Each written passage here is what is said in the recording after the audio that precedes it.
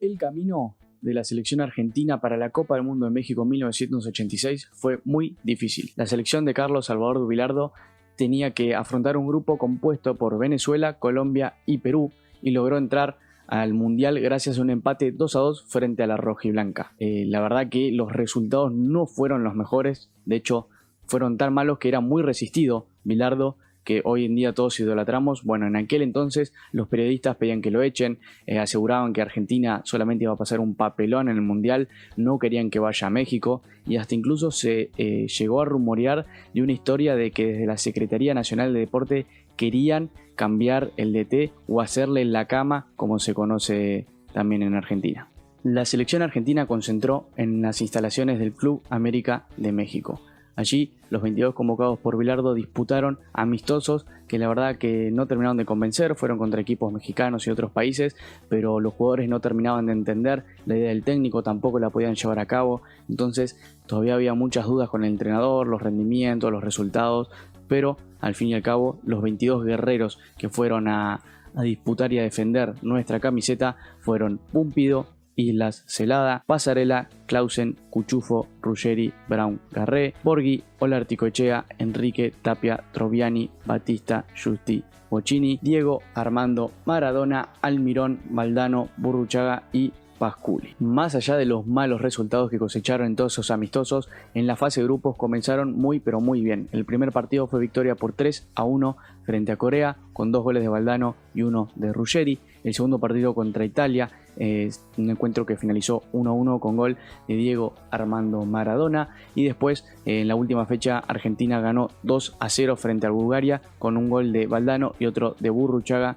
y cerraron el grupo para clasificarse primero. Por los octavos de final, la historia quiso que el partido fuese frente a Uruguay. Sí, el clásico del Río de la Plata en el Mundial de México 86 fue en los octavos de final. Argentina terminó ganando 1-0 con gol de Pedro Pasculi, un partido que demostró muchas mejorías en el equipo, pero que todavía había cantidad de falencias por corregir, pero aunque sea se estaba mejorando.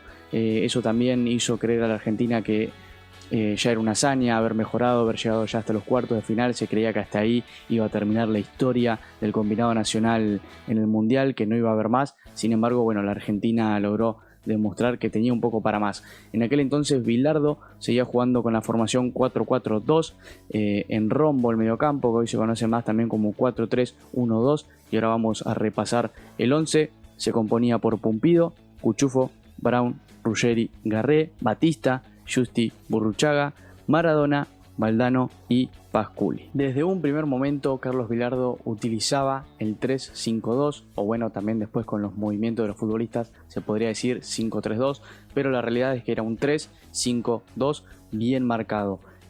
Contra Italia no parecía terminar de convencer la idea de lo que él quería plasmar.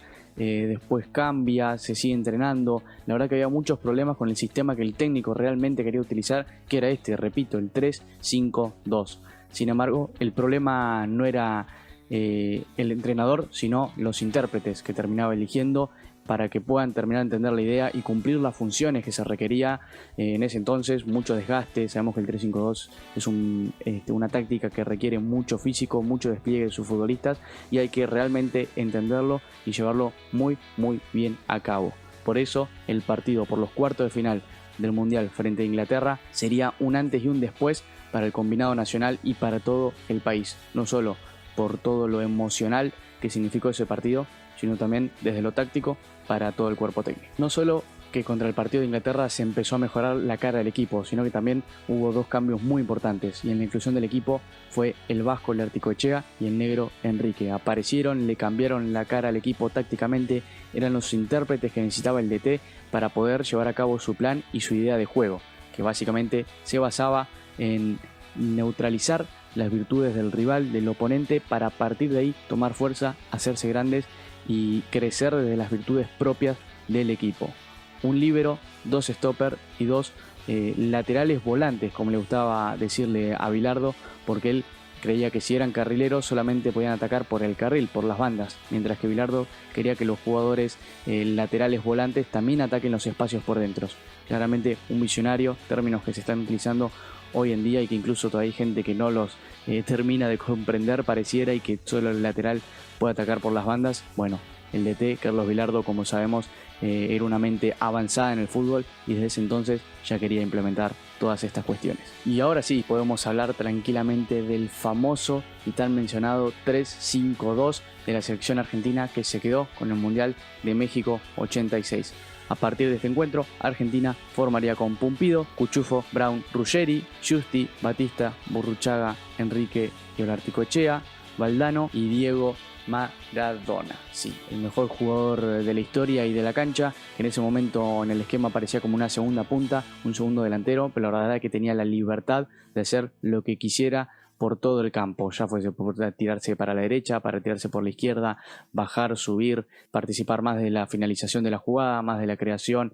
El Diego era el capitán y realmente tenía la libertad total dentro del campo de juego. Argentina se presentaría al partido con una camiseta nueva. En el encuentro con Uruguay habían tenido que utilizar una camiseta azul que resultó pesada debido a su algodón y que no parecía óptima teniendo en cuenta las condiciones climáticas en México. El propio cuerpo técnico confeccionó unas camisetas azules que consiguió de la marca Lecoq y le agregaron los números en tela gris, además de un escudo de AFA nuevo. Antes de comenzar el partido hubo varios incidentes entre la barra argentina y los hooligans ingleses. Esto era prácticamente inevitable si tenemos en cuenta lo reciente que era para el pueblo argentino y también para los ingleses la guerra de las Malvinas. El primer tiempo resultaría bastante igualado con una chance para cada uno y realmente no mucho más. Argentina presionaba alto con su 3-5-2 mientras que Inglaterra jugaba un poco más compacto en todas las líneas con un clásico 4-4-2. Pero las cosas cambiarían a partir del segundo tiempo cuando a los 51 minutos llegaría uno de los dos goles de Diego Armando Maradona. Tras un mal rechazo de Batcher, dejaría habilitado a Diego para convertir la mano de Dios, el primero de los dos goles más memorables para cualquier argentino y probablemente de los más memorables de la historia también. Luego de aquel gol para muchos considerado infame, a los 56 del segundo llegaría el mejor gol de la historia de los mundiales. El negro Enrique le da un pase a Maradona en la mitad de la cancha y este dejaría en el camino a 6 ingleses para convertir el mejor gol de todos los tiempos, el mejor gol de la historia de los mundiales, el gol del siglo. Tiene Maradona, lo marcan dos, pisa la pelota Maradona, arranca por la derecha el genio del fútbol mundial, y es el tercero a tocar para Burruchaga, siempre Maradona, genio, ¡gol!